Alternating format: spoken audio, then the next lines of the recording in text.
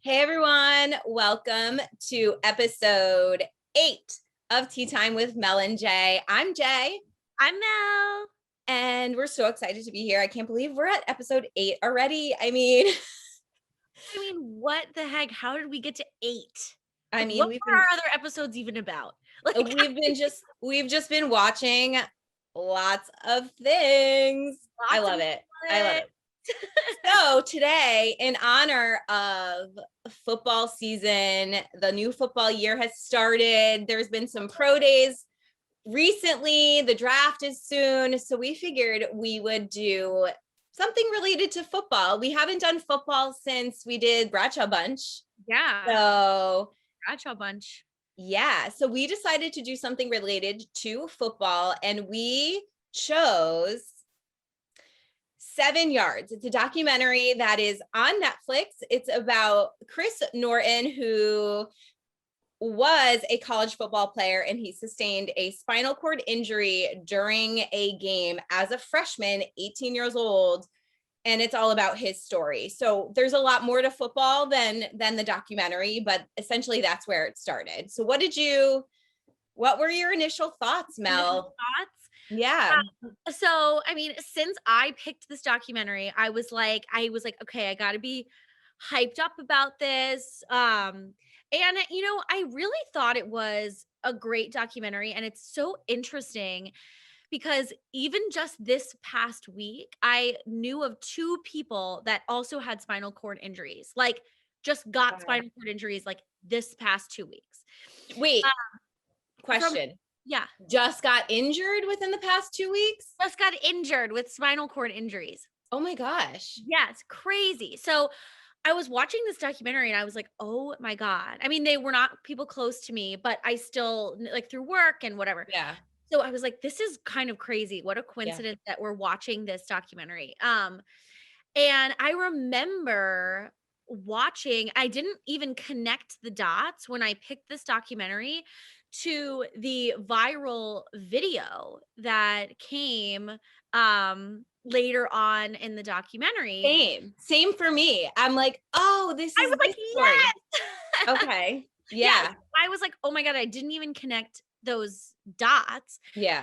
I thought the documentary was great. I thought it was definitely, it felt a little bit like a infomercial for Jesus and for the Mayo Clinic and what was the other thing that I thought I have to think about it, but there were certain points in the documentary where they would be like, and the staff here is so amazing, and then it would be like da da da da, and it would show like the hospital wing.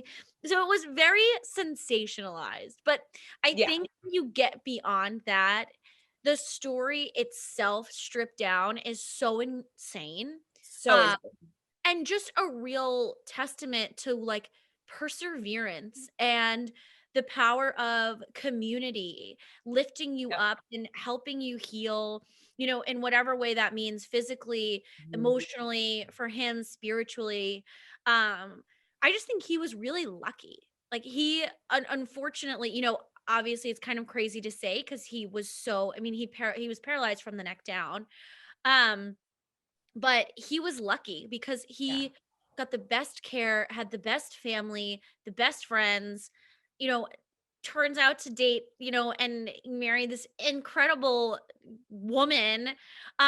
So he really did, out of our pain and suffering comes something beautiful. And I think that's really what the testament of this documentary was for me. Yeah. No, I agree.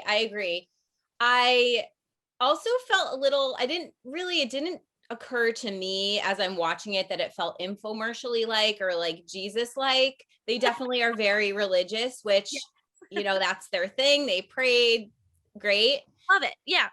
So I was into that for them. But so what I thought of when I was watching this, so the first part, like when they're kind of like going over his injury and like his time in the hospital and all of that, my initial thought was, wow, these actors look a lot like the people. Then I was like, wait a second, They are the people. Then I'm like, are they recreating what happened, or was there just happened to be a camera crew that they were like, we're gonna record all of this? I was very, very, very confused. I was I was like, very what's confused. happening? Yes. I was like, I honestly wrote it down. I'm like, did they film him in the hospital in real time? Is he still in the hospital? Did they reenact everything? I was very confused. And I think the question of filming it in real time had, I think I'm going to have to contact the press person from the 7 Yards Film website so I can ask her those questions. But Right. it kind of like, once it went more into like his recovery rather than his experience in the hospital, Yeah. I found myself getting more into it. At the beginning of the documentary, I found myself having to rewind it a little bit to be like, I don't know if I'm missing some pieces of the story. I was getting a little lost. And then I like really got sucked in once they started showing his like recovery and how he only had a 3% chance of ever like moving anything again. And then his video went viral 5 years later, 4.5 years later, walking across the stage at his graduation. It was just, Yeah, I mean, it's mind blowing. So it really is. there's so many different elements of this story. So I really loved the documentary. It definitely was inspirational, which I believe is the whole point of telling his story, because they talk about it multiple times during the film. So Right. definitely it reached its goal of being an inspiration, being a story of perseverance, and basically showing that when there's only 3% chance of hope, err on the side of the 3%, because if you're willing to put in that effort and determination and everything, you can accomplish essentially anything that you're looking to accomplish. Absolutely. I mean, I think especially when it almost gets it's such a mental exercise, right? Of like it's really like the healing starts with you believing that you can do it and you believing that you can come out on the other side. Yeah. Like that was the whole thing. He could have just taken that doctor's diagnosis and said, okay, well, I'll try, but if I'm not going to ever really make it, then what's the point, Yeah. And just kind of scale back on his PT. But instead, he really did what we all, aim to do in our lives of like someone tells you no, you dig in deeper, you dig in harder. Yeah. That's exactly what he did. I mean, I cannot imagine doing just from the like the PT that I've done in my life, and I know that you've Same. done as well, it's so grueling and rigorous and exhausting, like physically exhausting. And for us Exhausting. who are, able-bodied people, who have had some injuries here and there, to be relearning how to move your body for 4 hours a day.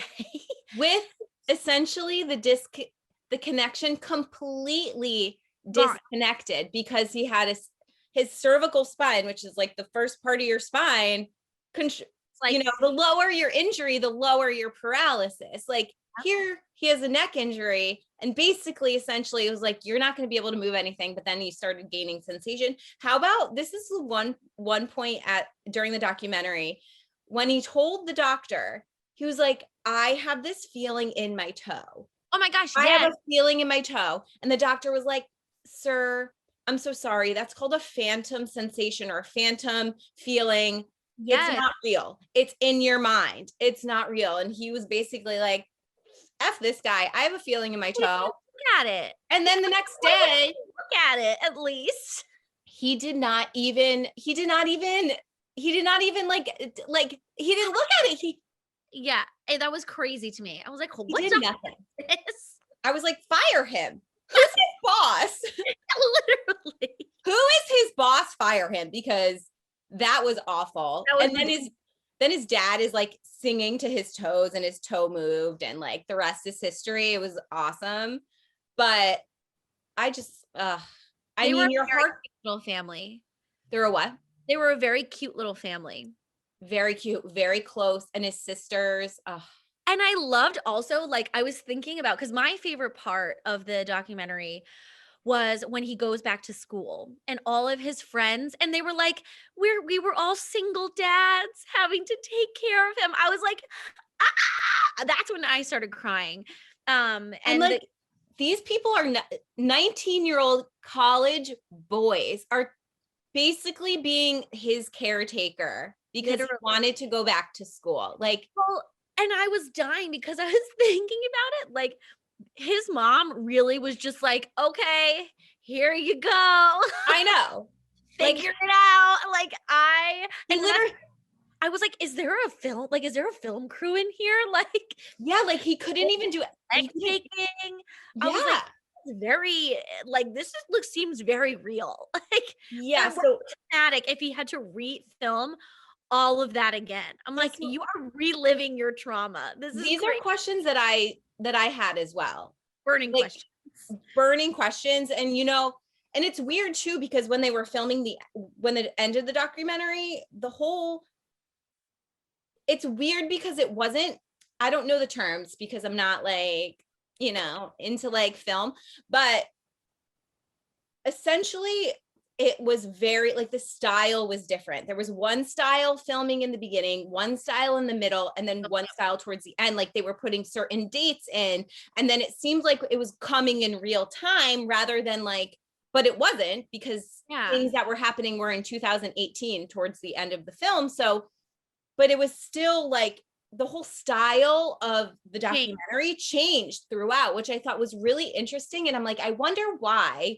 Maybe to pique different types of interest throughout the whole thing, but Need to, like, kind of quarter it off as like, this is the beginning, this is the middle, this is the end, like kind kind of, of progression. I agree. Like, I wasn't really sure, it seemed like, like and it became more documentary like they it were did. filming themselves, or, like when they were doing the thing with their with Willie at the end. Like, we hadn't really seen any clips that the family had done other than like old family videos. Yeah.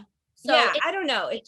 It just seemed a little choppy, but that didn't really take away from the storyline. So no, that didn't really change how I felt about the documentary. yeah. What my favorite part, since like I'm dating, um, was when he met Emily, his wife, his now wife. He said essentially it was like they met online, but they weren't specific what that meant, and it kind of seemed like they met on like Facebook or something. It didn't really seem like they met on an app, but like Yeah, I there was needed more of social media, and I was like, there was no Instagram then, right? Like, was there. there Instagram? There was. When was it? 2000. Because his injury was in 2010, and he met her probably 2 years after his injury. Something it was because it was Yeah, like it. like junior year probably. Yeah, so like 2012, there was social media, there was Instagram. So there was definitely, yeah, exactly. He's when did he graduate? 2015? Yeah, Or 2000, yeah. So I graduated in 2013. So there was, and I had Instagram. So there was definitely Instagram at that thank time. God I didn't have Instagram in college. My life would be over. Oh my God. It was, but it Thank wasn't, you. it was not, it was not used the same way. Like, I don't remember, there was no like networking. You were only friends with the people that you were actually friends with. Right. No, I know. There were You no like didn't influencers. just like, let me slide into your DMs. Like, Yeah. You couldn't even, there was no DMs. There was no messaging. oh, it was But like, also wow, no Instagram. influencers. So you didn't feel bad about yourself for having like a Yeah, role or like a pimple. exactly. Oh But my God. anyway, I really would have loved to have more of that story and like more of their like correspondence prior, because like people are shallow. Obviously, Emily is not. She literally, I think, was like a saint that like fell from the sky for him. Like, Seriously. honest to That's what I God. mean. He was lucky. Like, all of these things So lucky. lined up exactly. He had the best friend group, the best family, now has the best wife, and like 5 adopted children. I'm like, what? Like you have like a perfect life. Like, Yeah. so I really needed more of their correspondence. You know, like I said, a lot of people wouldn't even move forward with meeting this man in a wheelchair. I No. mean, people are just the worst. I hate everybody. But you know what I mean? People like are not great. And so I'm so happy that he found somebody, because his poor mom was more worried about him than finding him a wife than he was. He was like, I had to talk to the PT. Like, he will never have a girlfriend. I was like, girl, he may never walk. Like, that is a bigger issue here. Yeah. She even said, I don't Just even, admit. yeah, she even goes at their wedding day, I don't even care about the walking anymore. He found a love. I'm like, I'm sure he cares about the walking. Like, I'm sure he's really excited that he's walking with his wife. Like, relax. Yeah. The mom Yeah. was definitely very into him having a partner. Yeah. And I think maybe, okay, unpopular opinion, maybe that means she's shallow because she was so worried that he wouldn't find somebody. Yeah, I mean, yeah, because I mean, but again, it's this, prejudice, Yeah. against people with disabilities. I'm not sure of the correct term, but I, Technically, he could be considered a quadriplegic because right, being paralyzed from your neck down, you have no use of your arms and legs. However, he defied all odds. He has movement. but it's Yeah. also giving people, that are with disabilities, like the courtesy of, you know, living a normal life, and Yeah. expecting that for them. And obviously there's going to be some different challenges, Mhm. but also, it doesn't take away who you are and what your soul is, what your spirit is. And she was like, he's going to be just fine. Like, the PT was like, he's gonna be fine. She was like, actually, Whether he's walking or not. she's like, actually, I've never seen determination like this before. He's going to be great. Like, Like, don't he's worry about go him. out to some bar, wheel right up to her and be like, "Yo, let's go out on a date." Like, he Like, was so hop courageous. on, I mean, hop on. how about when he got locked in the car? I literally How, wanted to cry, and he's like, what "I are can't." the odds of that with like your friend, his butt hit the lock and now you can't? Yeah, but like, how did they resolve that situation? Did they get another key like hours later? They drove the friends, like he was like, our friends sped off and went to go find a locksmith or some, like, I don't know. They went to go to a car dealership or something. I don't know. But the Yeah, so friends that then wasn't. did the breathing exercises with him. I was like, who I are these just, friends? I just can't. Did you And are find your? any of them single that they can date all of my friends? Wait a sec. I have a serious question. Like during this documentary, during the parts where like his friends were honestly carrying him on a piggyback in the store, like, are you kidding?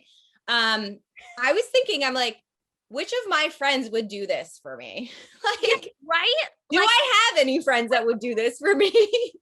I would. I I would know you be would. in and out of bed. I would be putting on your clothes. I would sleep with you to itch your foot. Thank you. Same You know, here. and I didn't mean to say, like, when I say Jesus-y, I just was like, they kept mentioning Jesus and God a Yeah. lot. But I think too, it was kind of beautiful. And I think nowadays we get so put off by anybody mentioning God or religion or, whatever. And you're like, oh, you want to roll your eyes if that's not what you necessarily, how you subscribe your life. Right. But I thought in this way, the faith was presented in such a way that was so healing and gave so much strength. Yeah. And like, it was just such a bonding for their family, and really helped them persevere, that I just thought it was a beautiful display of faith. And I was like, this is how we should portray faith. Like, Yeah. moving forward, And it almost came across, although yes, they were very specific, like mentioning Jesus or whatever, Yeah. but it almost came across as like a spirit, like being spiritual, not like you have to be Catholic, or you have to do this, or you have to be Baptist. I don't really even know what denomination they were, but it came across as just like having a deep sense of spirituality, which I think a lot of people now are trying to like focus on their energies. We've talked about this many times, like vibrating at a high energy and like putting out there what you want to receive. And it's like, essentially it's all the same thing. Like that's almost like a religion, and it's just like a spirituality about your existence. And I think that's their way of expressing their positivity and their, you know, you receive what you put out there. So like, we're going to be spiritual in a way where we're going to be very optimistic, and we're going to work hard, and we're going to tell ourselves, we're going to tell the world, I'm going to walk across the stage of my graduation, and I have 1 year to freaking figure out how to walk again. Yeah. And you know what? He did it. So like, and then the whole wedding thing, the whole reason why this movie is called 7 Yards is because when he was getting married, he said, I'm going to walk 7 yards with my wife by my side. Yep. Up the aisle. So I think it's like a projection of their spirituality, not necessarily like, oh, we have to be super religious, but this is the way that they healed and process, and like the way that they move through their lives with, you know, purpose and intention, which was a good reminder of, you know, having something to lean on, whether it's God, whether it's a higher power, whether it's the universe, crystals, whatever you want to use, but having something to believe in, you know, because there are going to be times when things get really tough and rough, and you need, you know, your family and your friends don't always suffice. You know, you need something that feels larger than everything, you know, to kind of put your faith in and say, like, take the wheel. Like, I can't, you know, I need someone else to man this ship for a second. But yeah, I think overall it was a great documentary. I was happy to watch it, and I was like, this would be a great family film, yeah, you know, to watch. We're all still home with our families for the most part. Yeah, watching with young kids to show, you know, how to stick to your guns and continue to persevere and find that inner strength. You and know, to he is also know a person now, right? Like he goes and gives like pep talks and motivational speaker, I think. motivational Yeah. pep talker, professional pep talker. Yeah. I love that. And I think also, to piggyback on what you were just saying, watching with children, there was a focus that wasn't the main focus, but Emily was very much into, oh my gosh, supporting children who do not have the love that they deserve, essentially being a foster parent. So before they were even married, they were fostering these people. And essentially, you know, at this point, they've adopted 5. They fostered the 4 siblings, and then the first one they fostered, they adopted all 5. And essentially, I think I read that they have fostered like 14 or 15 as well, in addition to the 5 that they adopted. So here they are, you know, with no children of their own, but 5 kids that they adopted because they didn't have enough love. So this woman and Chris, at this point, they're projecting like everybody deserves love. So it's really good for any age to see how lucky you are if you have a family that loves you. right. And if How you to don't get that love out, you know? yeah, like, and if you, I don't know, if you don't have a family that loves you, you're probably not watching this film, but it's just like, it's super important. Essentially, like all that matters is love. And I always preach that. Like, what else is there? What higher feeling could you have other than that? So I loved that was like one of the main ideas in this film, other than perseverance and everything. It was like a little under the radar, but like if you were able to pick up on it, like it was really impactful. Yeah, I mean, the only way he was able to heal was with this love, you know, tough love, empathetic, you know, compassion, all of that. It was all encompassing, and I mean, Right. that's why he's on the track that he is on. Yeah, You know, agreed. So how many champagne flutes would you give this? I think I would give it 4 out of 5. I really enjoyed it. I think it probably could have been a little bit shorter. Because there was a lot for me, it was a little sensational, but I know that that's what a lot of sports documentaries are. Yeah, But I really did enjoy it, and I think it's a very palatable documentary for many different audiences. I agree. So I would also give it 4 out of 5.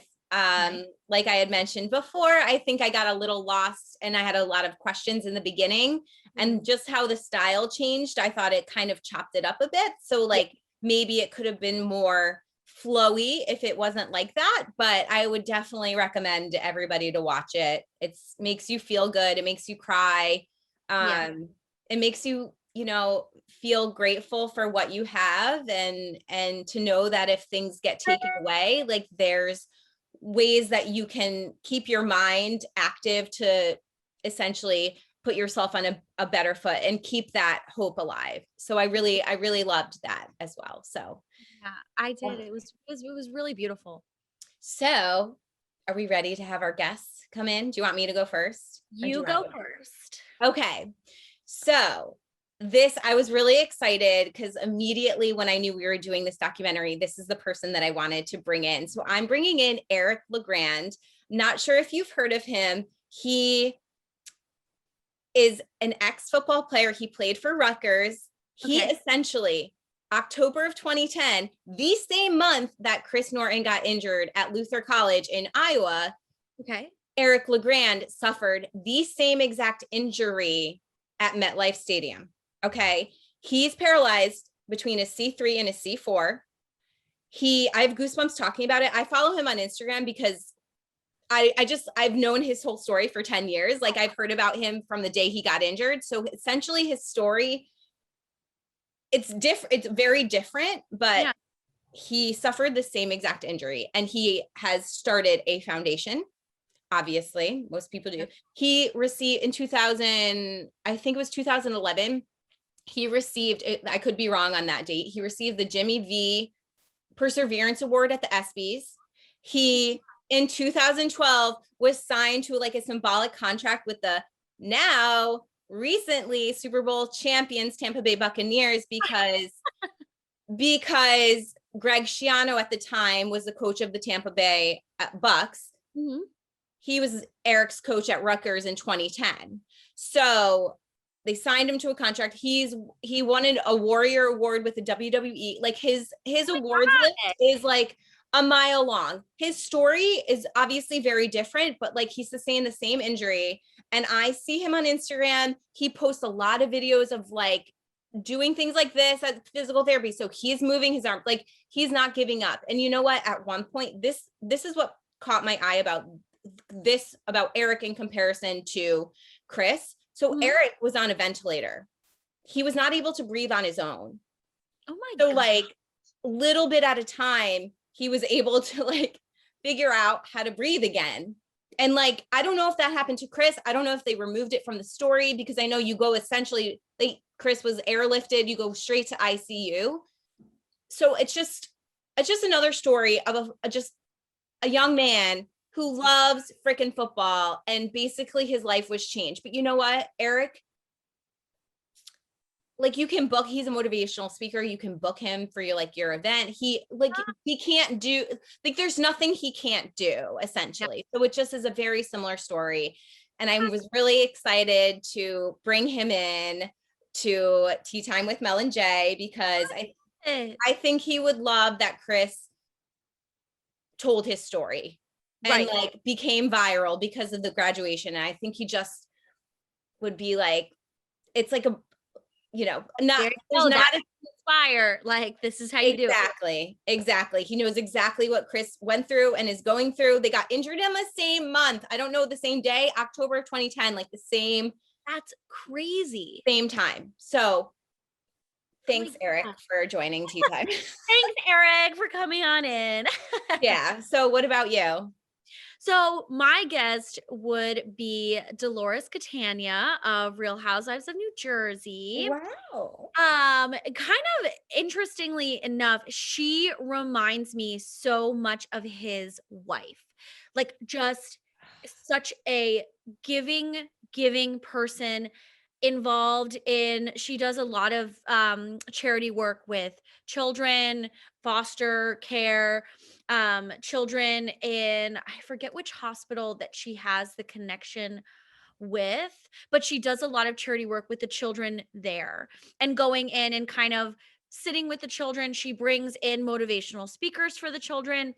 Um, Love so that. I think she would be totally on board with it. She would have been the person there with him every day, tough love, like, all right, Yeah. we got to get up, let's go. Like, Yeah. got to get walking. And she just reminds me of she would have fit into this story perfectly.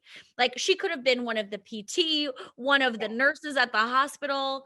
I She, love that. yeah, she would have been right there with him as like, this is how you keep going. She's persevered a lot in her own life. So I think she would have felt akin, like, this is how you do it. Like, this is, you just get up every day and you put your best foot forward and you make it through.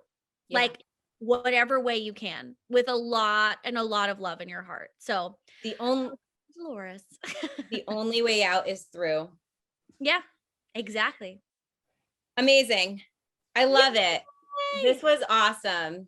This Nice. was so good. Uplifting and calming talking about this one. Yes. Okay. Well, we did it again. Yay! Episode 8 in the books. We'll have to check back and do something funny. Maybe we could do something funny for episode 9. Although we're really funny anyway. Like, Yeah. we should do something funny. I know we have to go in and kind of dig a little deep and see what we can find out there. Yeah. Find out there, new and exciting in the world of It'll be reality and good. sports. It will be really good. I know they're filming Bradshaw Bunch season 2 at I this point. know. So we're gonna have to head back to the Bradshaw Bunch when that gets released. Yeah. All right, cool. Well, we'll see you all next time and have a great April. And Easter's coming up. If you celebrate Have Easter. a great Easter tomorrow. Have a great month. Yeah. Talk to you all soon. All right. Bye. Bye.